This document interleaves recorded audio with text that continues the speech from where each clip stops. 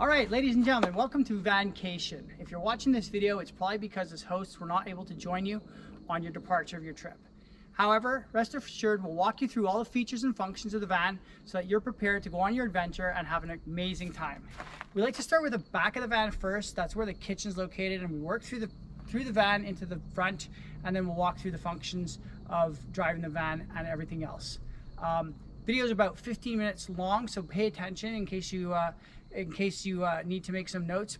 By all means do, so that when you're out on your first night, you know exactly what to do.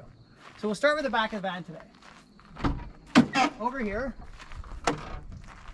we have the sink, the cooker, and the fridge. Now if you'd like to come over, Miss Cameraman. So this is a fully solar powered van. The solar power is for low energy appliances like the fridge, as well as the bed and the lights within the van itself. The van's very efficient at keeping its power topped up, especially during sunny days. Even if you have a couple gray days, you'll never see the percentage go down to less than about 50% or 40% at any given time. However, we like to start at the back here, and in the back of the van here we have this is where your water is located. You'll note here over here it says fresh water and gray water. So your fresh water, we recommend that, we'll fill it up for you, but we recommend that you keep it up at about 3/4 filled when you go off on your adventures. Now to run the water, you simply turn on the pump, which is located up here, and then turn the tap. And that will expel the water out of the fresh water, which will drain into the gray water. Remember, once the gray water starts to fill up, you will be required to empty that as it starts to fill up, as it can get smelly over time. Okay. So that's the water system right there. If you do decide that you're going off-road or on anything that's slightly difficult, you can empty that water so that it doesn't slosh around the actual holding tanks and drip into the actual tray. So there's something to keep in mind if you do go off-road.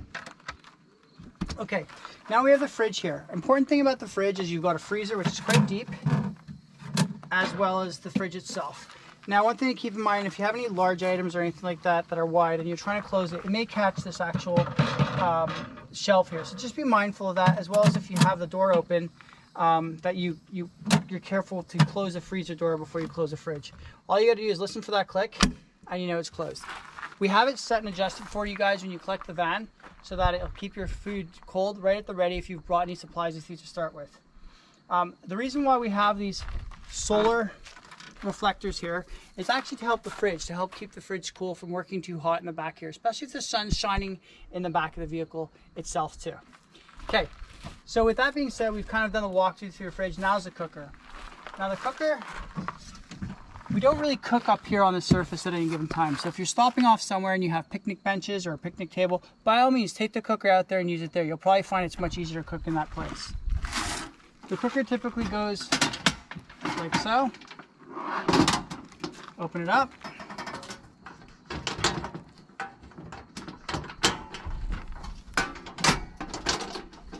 And you're ready to go. You can cook on the surface over here as well too. And then you just look for in the drawer here for this adapter here. This adapter is what screws in to the side of the cooker over here. And then what you'll do is you'll go and get your 1 pound propane bottle. And I recommend if you're going away for more than a week, make sure you go out and try to find one of these. These are pretty hard to find at the moment on the island because there's a supply